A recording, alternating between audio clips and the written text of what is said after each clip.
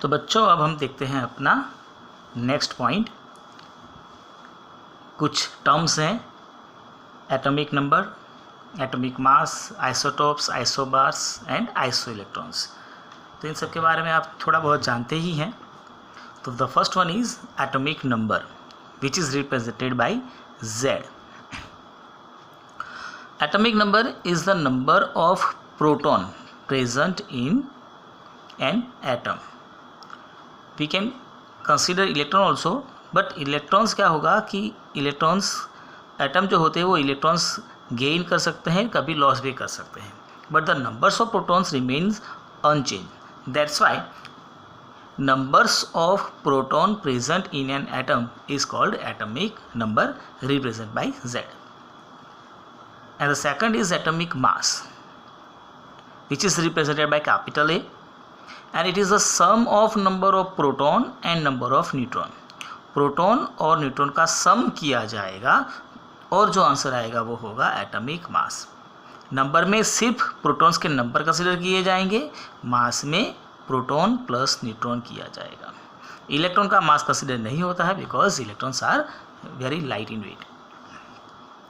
तो अगर मैं कोई एक एक्स एलिमेंट लेता हूँ तो उस एलिमेंट को अगर रिप्रेजेंट करें तो Z और यहाँ पर लिखा जाएगा mass, number and mass. For example sodium है तो सोडियम ये 11 जो है वो है उसका नंबर और 23 जो है वो उसका मास है. ठीक है, अगर आप इसमें से मतलब A माइनस Z करेंगे तो आपको नंबर्स ऑफ न्यूट्रॉन्स मिल जाएंगे. Now the next, isotopes, elements with the same atomic number but different atomic mass. तो elements with same atomic number but different atomic mass. For example hydrogen. Hydrogen के हमारे पास 3 अलग अलग एटम्स हैं, जिसमें से कुछ हैं जिसके अंदर 1 proton 1 electron but neutrons present नहीं होते हैं, जिससे उसका मास हो जाता है 1. दूसरा जो है जिसके अंदर 1 प्रोटॉन के साथ 1 न्यूट्रॉन भी है, जिससे उसका मास हो जाता है 2. And the third one is जिसके अंदर 1 प्रोटॉन के साथ 2 न्यूट्रॉन होते हैं, जिसका उसका मास हो जाता है 3. 1 वाला जो है उसको कहा जाता है प्रोटियम, 2 वाले को ड्यूटेरियम और 3 वाले को ट्रिटियम. तो इस तरह से हाइड्रोजन के ही 3 अलग अलग मासेस वाले हमें पार्टिकल्स मिलते हैं. इसको कहा जाता है isotopes of each other. Uranium जैसे for example uranium 232, 235, 238, carbon C12, C14, oxygen 16. तो ये अलग अलग हमारे पास आइसोटॉप्स हैं. Then after isobars, elements with same atomic mass but different atomic number. यहाँ पर एटॉमिक मास जो होगा वो सेम होगा but numbers is different. For example argon.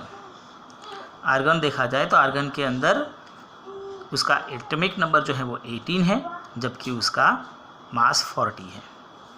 Calcium देखा जाए तो उसके अंदर 20 नंबर है लेकिन मास 40 है.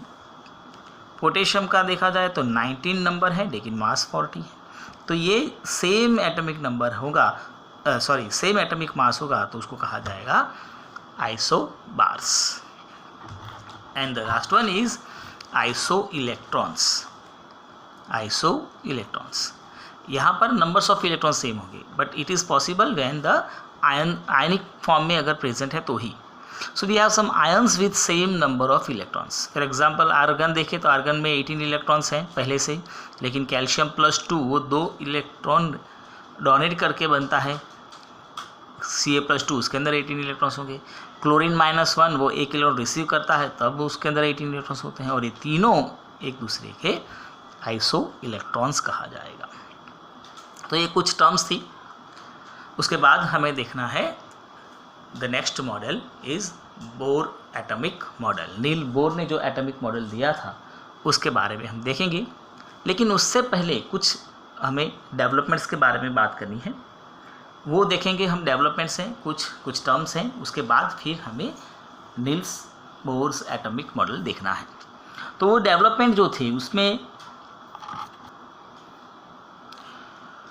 तो डेवलपमेंट में अगर हम देखेंगे तो यहाँ पर एक एग्जांपल फॉर लेते हैं अपन, जैसे कि we are standing on in front of the fire. अगर आप आग के सामने खड़े हैं तो आपको दूर से ही उसकी गर्मी लगती है, या तो हम सन के सामने खड़े रह जाए तो आपको सन की गर्मी लगती है, या तो फिर कोई हॉट आयरन ऑब्जेक्ट है उसके सामने खड़े रह जाएंगे, तो इन सभी सिचुएशन में हमें दूर से गर्मी लगती है, हम उसको टच करने नहीं जाते हैं। We do not have to touch the fire flame, दूर से ही हमें वो उसकी जो गर्मी है वो महसूस होती है due to some radiation, and these are known as electromagnetic radiation which is also known as electromagnetic wave, EMW।